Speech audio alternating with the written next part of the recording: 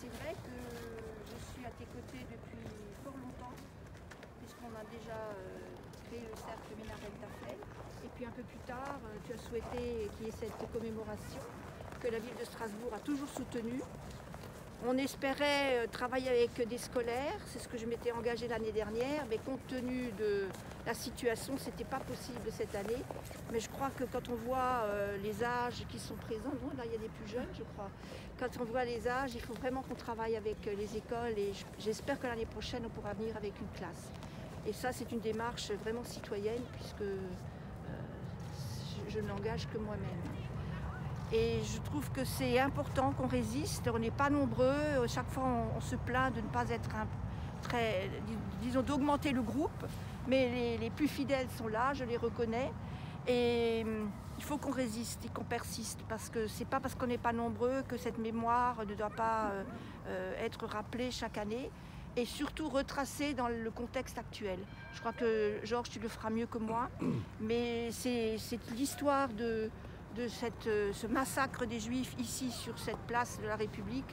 Et aujourd'hui, depuis cette date et encore aujourd'hui, il y a bien des peuples qui sont massacrés à travers le monde parce qu'ils sont différents, parce qu'ils n'ont pas les mêmes idées, les mêmes religions, les mêmes couleurs de peau ou autres. Donc Georges, merci de nous rassembler chaque année. Et je crois que nous tous, on peut s'engager à continuer à être présents l'année prochaine aussi. Et merci à la ville de Strasbourg de prendre le relais. Je m'en réjouis, je ne vous connaissais pas, mais je suis très heureuse que je sens que, je dirais, la continuité républicaine est Sophie peut faire des devis gratuits de bilan orthophonique, si ça vous intéresse. Ambroise Perrin, de retour de Wissembourg et de Bruxelles. Et de Strasbourg. Et de la rue Gaillard aussi. Oui, non, je suis bloqué, Gaillard à Strasbourg. Bon, moi je voudrais parler en tant, non pas d'ancien journaliste, mais en tant que papa d'une étudiante, pour dire que, pour souligner l'importance du travail d'histoire et de l'importance de donner aux étudiants les moyens de faire ce travail de recherche historique, de travailler sur la mémoire, de dépasser ce qui sont des clichés militants très très forts, importants, et ça je salue Georges de faire ce travail infatigable, mais aussi de dire qu'il faut se plonger de façon systématique, historique, avec peut-être de l'imagination, mais surtout avec la rigueur que l'on apprend à l'université, et qu'il faut donc donner à l'université les moyens de former des gens, non seulement à ce travail scientifique, mais former les gens à avoir l'enthousiasme pour faire ces recherches. Dans les années 50, 60, il y a eu profusion de livres alsatiques, pas beaucoup sur cette période. Et maintenant, je pense que toutes ces recherches doivent s'approfondir, remonter les siècles. Et pour cela, il faut avoir conscience de sa culture, de son identité que l'on obtient grâce à ses parents ou autre chose. Ma fille qui est née en Chine, elle parle un peu l'alsacien, bon c'est rigolo, mais c'est aussi une façon pour elle de plonger dans des racines qui sont celles de ses parents, de ses grands-parents, de ses arrière-grands-parents. Voilà, donc donner de l'importance à l'histoire. Merci Ambroise. Quelqu'un veut faire écho à ceci? Oui. Bien. Moi je suis membre donc, de la CIMAD. Et la CIMAD, il y a quelques années, il y avait une petite enquête sur quelle était l'identité de la CIMAD. Et quelqu'un avait répondu, la CIMAD, je sais que pendant la guerre, elle a contribué à sauver des Juifs, notamment au Chambon-sur-Lignon. Et puis, en disant, tiens, aujourd'hui, la CIMAD doit être probablement en soutien à la Palestine. Et la CIMAD aujourd'hui est en soutien par rapport à un certain nombre de stigmatisés, en soutien en particulier en ce moment auprès des sans-papiers. Et je crois que les sans-papiers sont, je dirais, autant sinon plus que les étudiants en ce moment, parmi ceux qui souffrent et qui sont trop souvent invisibles.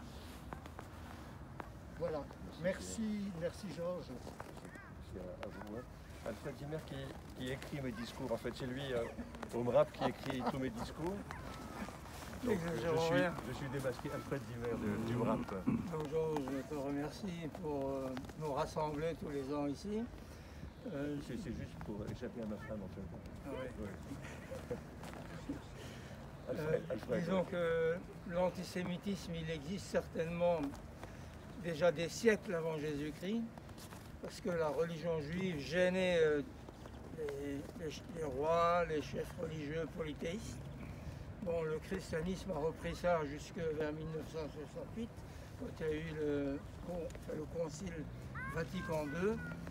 Bon, je ne vais pas retracer toute l'histoire parce que d'autres en ont parlé. Mais sinon, on a jusqu'au 14 février 2021 et 22 après. Mais disons qu'aujourd'hui, c'est le jour où il y a une cérémonie à Paris en hommage de Ilan Halimi, qui a été retrouvé agonisant et qui est mort d'ailleurs suite à des tortures qui lui ont été infligées.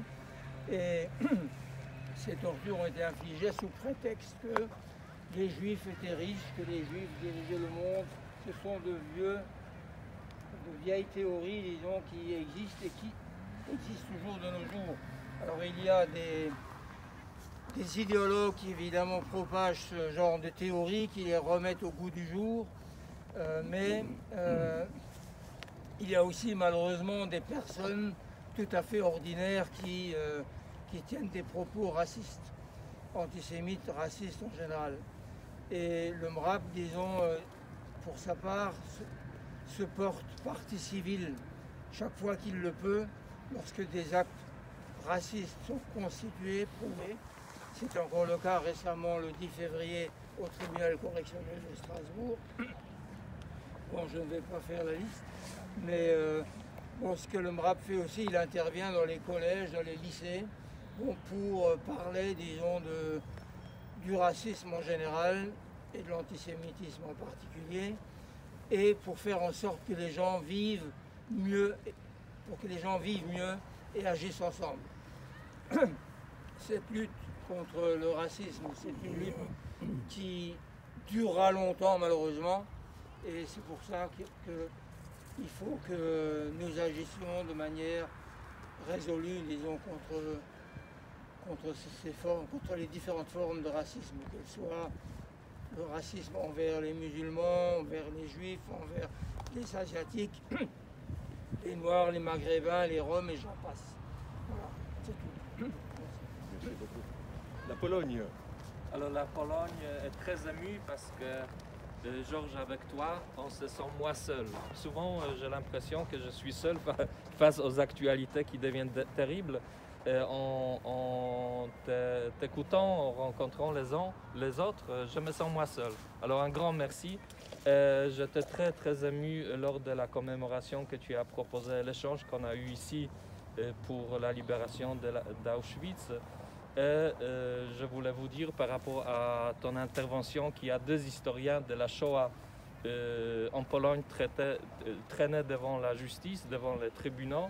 Il ne s'agit pas des étudiants mais des éminents historiens, il faut les défendre. Et je tiens encore, parce que je suis quand même alsacien, aussi attirer votre attention au camp de Natzweiler pour qu'il soit gratuit pour tout le monde, la visite. Les chômeurs, les étudiants doivent payer pour y aller. C'est le seul site en Europe où un ancien 4-7 a une entrée payante et c'est terrible pour moi. Alors Jean-Claude Meyer, je le présente parce que bon, il est la vedette de rue 89, des dernières nouvelles d'Alsace. Et donc avec Jean-Claude, on est les deux membres de l'UJFP France. Donc on est à 100% représentants de cette association. Donc c'est une blague. Oui. On n'est pas deux, on est un petit peu plus. Et des juifs pas tout à fait comme les autres. Jean-Claude Meyer. Voilà. Enfin lui il plaisante en disant qu'on est les deux derniers juifs de Strasbourg. Ça m'a fait beaucoup rire. le jour où il a dit ça. Ah oui. D'autant plus qu'il y a quelques années, j'étais presque en train de le penser. Mais bon, je vous expliquerai ça un autre jour et peut-être lui aussi. Hein. Non, ce que je voulais dire simplement en ce moment, c'est que, bon, vous savez qu'au titre de l'UJFP, bien sûr, ou simplement au titre humain, nous soutenons le peuple palestinien dans un moment particulièrement grave de son histoire. Et malheureusement, on n'a pas l'impression que le président Biden va changer grand-chose par rapport à son horrible prédécesseur. De plus en plus, il est clair que le gouvernement israélien a comme visée de s'emparer de toute la Palestine historique et de chasser, bon, il ne les tue pas là maintenant comme en 1948, mais en tout cas il les chasse ou alors il leur rend la vie impossible de manière à ce qu'ils partent d'eux-mêmes. Mais les Palestiniens ont compris 1948, ils ont compris 1967 où les territoires ont été occupés et malgré des dizaines de résolutions de l'ONU, eh ben, ils sont toujours occupés. Voilà, c'est ça Israël. Ils se moquent du droit international et je trouve que c'est d'autant plus grave cette situation qui est faite aux Palestiniens, aussi bien à ceux de Cisjordanie, de Gaza, de Jérusalem-Est, qu'à ceux d'Israël même qui sont restés en Israël de 1948, disons, et qui subissent ce qu'il faut appeler de plus en plus un régime d'apartheid, hein, semblable à celui de l'Afrique du Sud. Il va rester peut-être quelques Bantoustans, hein, ou même à Ramallah, qui est, paraît-il, la capitale de l'autorité palestinienne, où siègent les ministres et Mahmoud Abbas, enfin jusqu'aux prochaines élections bientôt. Et ben, les Israéliens interviennent comme ils veulent. Hein. Ils s'emparent, ils cassent des locaux, ils emmènent des gens. Hein, c'est contraire au droit international d'emmener des gens en Israël même.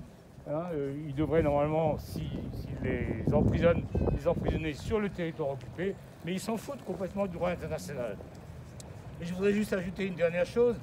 Outre ce soutien, disons, collectif au peuple palestinien, et vraiment j'ai du mal à comprendre comment des descendants des Juifs qui ont subi ce qu'on sait à Auschwitz et dans ma famille aussi, mes grands-parents paternels et mon père, fusillés par les nazis quand j'avais 1 mois et demi, eh bien j'ai toujours du mal à comprendre comment des Juifs peuvent soutenir une chose pareille et comment les instances qui sont là à 200 mètres, qu'elles soient laïques ou religieuses, continuent de soutenir un gouvernement d'extrême droite qui fait une politique absolument inhumaine. Et dernière chose, il y a 2-3 semaines, j'ai été sollicité par une dame que je ne connaissais pas du tout, je ne sais pas comment elle est arrivée sur mon réseau social, Shadia, c'est son prénom.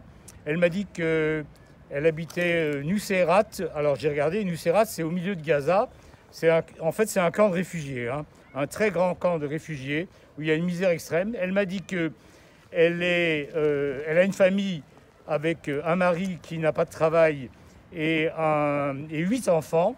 Et elle m'avait envoyé la photo de sa petite fille qui sortait de l'hôpital et qui avait été opérée. Et elle me disait, ben, on n'a pas d'argent pour acheter les médicaments.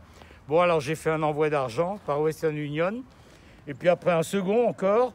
Et ensuite, je me suis dit, bon, ben voilà, je vais collectiviser ce soutien particulier à une famille. Et donc, vous pouvez voir sur mes réseaux sociaux, j'ai fait ça sur Cotise Up. Hein, c'est pour Shadia, voilà, famille palestinienne. Et bon, l'argent commence à rentrer un peu, mais enfin pas beaucoup. Donc, je vous invite à participer à cet effort pour soutenir une famille. Et, la première fois que j'ai envoyé de l'argent, elle m'a envoyé une photo. Et ben, elle revenait du marché. Il y avait quoi? Des poireaux, des pommes de terre, des carottes. Voilà, des trucs absolument ordinaires dont il manquait avant. Voilà, merci pour la Palestine. Il y avait des oranges de Jaffa et du vin du Golan aussi? Pardon? Il y avait des oranges de Jaffa et du vin du Golan Oui. aussi. Oui, le Golan qu'il faut rendre à la Syrie d'ailleurs. Oui, et un abonnement à Charlie Hebdo et des préservatifs. Ah non, pas à Charlie Hebdo, non. Ça évite À d'avoir Ciné huit- Mensuel. Ça évite d'avoir 8 enfants. Non, Charlie Hebdo, J'interviens puis c'est islamophobe. Prendre la parole ensuite. Voilà. J'enlève juste le masque parce que je ne prends aucun risque sanitaire. Voilà ce que les martyrisés du 14 février 1349 ont dû chanter. Alors c'est peut-être anachronique, mais le 14 février 1349, sauf erreur, était un Shabbat. Et donc le vendredi soir, anachronique ou anachronisme possible, mais peu importe, ça pouvait être... Lecha Dodi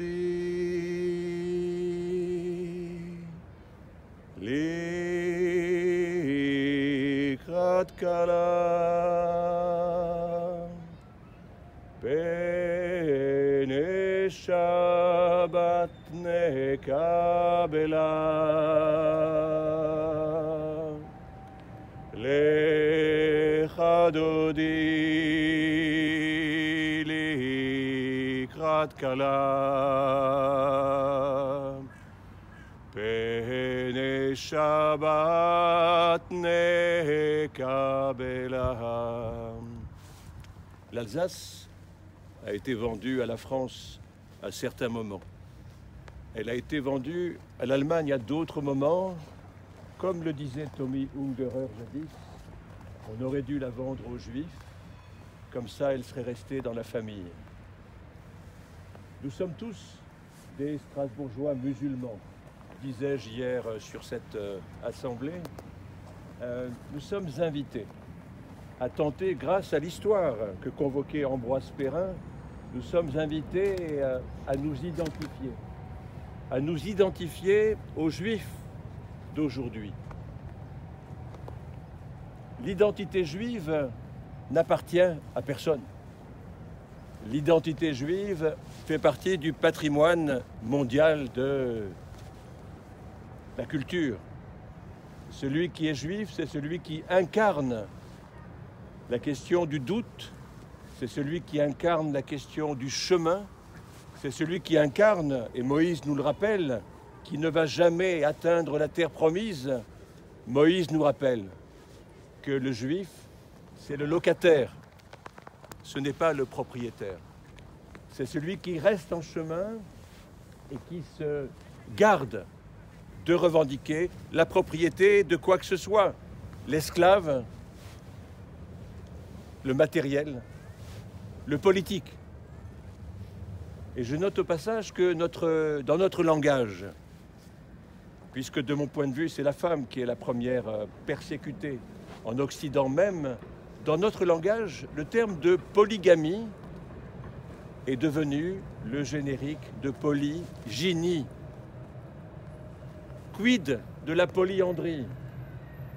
Quid du désir de certaines femmes d'avoir plusieurs hommes?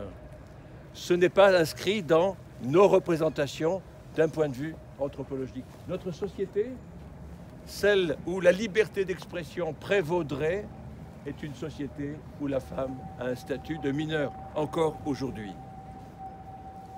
Nous sommes ici, drapant de noir ce monument aux morts, et symboliquement c'est très fort pour nous parce que on a l'habitude de nous incliner devant le Ginkgo biloba qui est là, qui a été donné au Kaiser par l'empereur du Japon avec les trois autres. C'est un don des Japonais, c'est intéressant. Hein, Ambroise parlait des Chinois. Nous sommes cernés par les jaunes. Non? Les gilets aussi. Un peu d'histoire. Ah, Ambroise Perrin. En 10 secondes, c'est un cadeau de l'empereur du Japon à un haut gradé militaire allemand qui est allé au Japon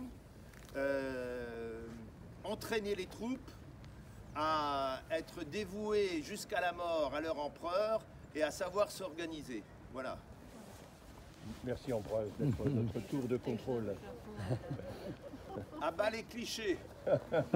Alors je disais, avant que Ambroise m'interrompe, je disais que nous avons ces Ginkgo biloba qui sont une aspiration alors à la paix, soi-disant, mais dans le contexte où ils ont été installés, c'est une invitation à mourir pour une cause.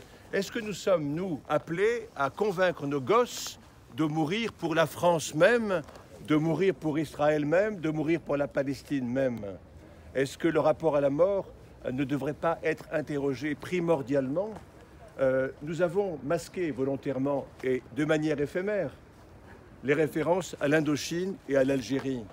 Est-ce que ce monument aux morts érigé en 1936, ce monument à la paix, soi-disant, et qui a préservé la paix jusqu'en 1939, est-ce qu'il méritait qu'on inscrive dans sa chair la référence à l'Indochine et à l'Algérie? Est-ce que nous sommes fiers de cette histoire-là? Est-ce que dans les livres d'histoire aujourd'hui, il est possible d'évoquer en même temps que le 8 mai 1945 et la victoire sur le nazisme, les massacres de Sétif? Le même jour, nous passons par les armes plusieurs dizaines de milliers d'Algériens qui revendiquent un petit peu de liberté. L'histoire doit être écrite, selon nous, par l'ennemi d'hier. Ceux qui doivent écrire demain l'histoire d'Israël, ce sont les Palestiniens. Ceux qui pourraient écrire l'histoire de la Palestine demain, ça serait les Israéliens. Nous avons ici une pensée pour les victimes du 11 décembre 2018.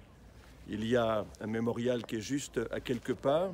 Et alors, si jamais vous constatez que le nombre de roses diminue, c'est moi qui, à chaque passage, en prélève l'une ou l'autre, fanée depuis décembre 2018, mais décembre 2021 cette fois-ci, mais qui incarne la rose, le côté éphémère de la vie. Qu'est-ce qui fait que les gens sont tellement attachés à rester en vie le plus longtemps possible?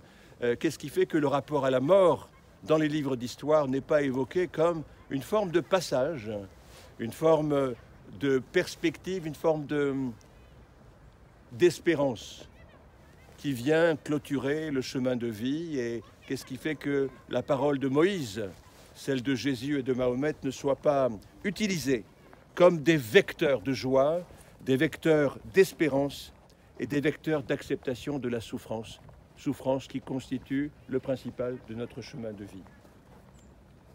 Je voulais dédier cette cérémonie à Boris Pahor. À Boris Pahor qui est toujours en vie. 107, ouais. 107. Et ce matin, Fabienne Issartel, qui est la documentariste, qui a fait un très beau film sur lui, qui n'est jamais sorti complètement parce qu'elle n'a pas les moyens. Elle est précaire. Elle est au RSA à 60 ans, où elle finira sa vie sur les pavés, mais elle est restée indépendante et libre. Elle est documentariste. Elle m'a annoncé ce matin la mort de l'éditeur français de Boris Pahor, celui qui a fait connaître Boris en 1990. Pierre-Guillaume de Roux est mort hier à 58 ans. C'est grâce à lui qu'en 1990, Pèlerin parmi les ombres a été publié pour la première fois au monde en français. Et donc ça a été en quelque sorte à 107 moins 30 égale 77. Boris Pahor a commencé sa carrière publique littéraire à 77 ans. Ça laisse de l'espoir à des gens comme Jean-Claude Meyer, qui deviendra journaliste à 77 ans, à moi-même, qui serai peut-être un jour psychiatre à 77 ans, peut-être encore père à cet âge-là, qui sait. Il est revenu le temps d'espérer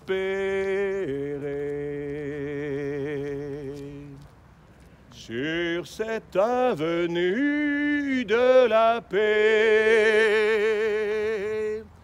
Et nous sommes convaincus que le rapport à la vie impose de redonner un nom à toutes les victimes des totalitarismes.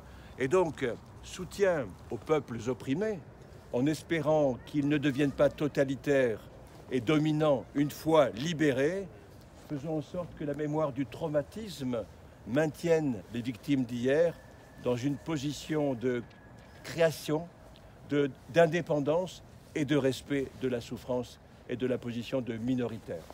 Merci à vous tous. Et quelqu'un peut faire écho peut-être à ce que j'ai. Nous sommes à la croisée de la liberté et de la paix. L'avenue de la liberté, l'avenue de la paix, et voilà.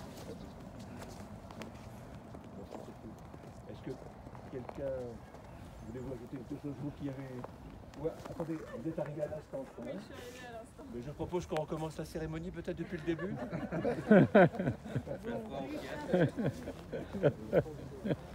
voulez dire un petit mot? Pas forcément, là. D'accord, d'accord. Ok les amis, hein, on fait ainsi, oui. Anne, tu veux dire quelque chose pour le quartier de la synagogue? Bonjour, vous êtes Sophie Fandon.